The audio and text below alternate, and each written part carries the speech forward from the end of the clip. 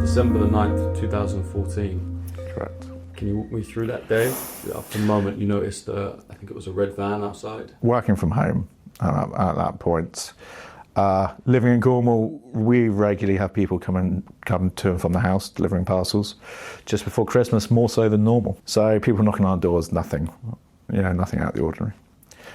I was sat in my home office, which overlooks the road. It was about 4 o'clock in the afternoon, just before, and I noticed a red Peugeot partner van drive down our road. And the reason why I clocked it was exactly the same make, model, and colour as one of the work vans that one of my staff drive. And I clocked this van thinking it was ours. I didn't realise it wasn't, and just carried on about my business. I was expecting my mum to turn up at some point.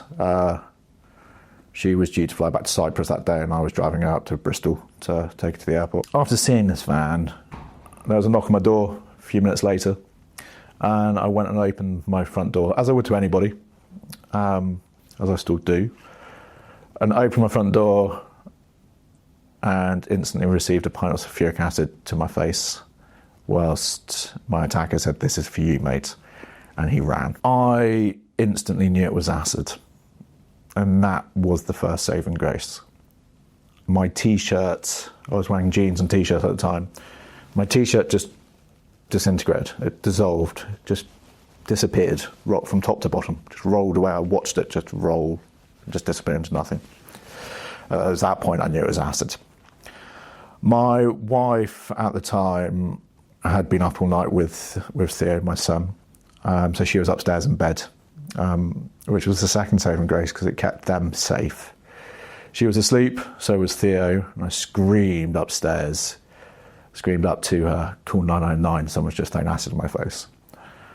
Obviously that took a little while for her to compute, not really what you kind of were expected to be woken up by. So it took a few attempts to shout that to her, to get her going. I was in agonising pain. I've often been asked to put into words how it felt, and it's impossible. It's an impossible feeling to describe, and it's almost as if someone's thrown petrol over you and then chucked a match at you, but not quite. My face had swollen up very quickly. It was puffy, it was really puffed out, but it felt dead to touch. It felt numb.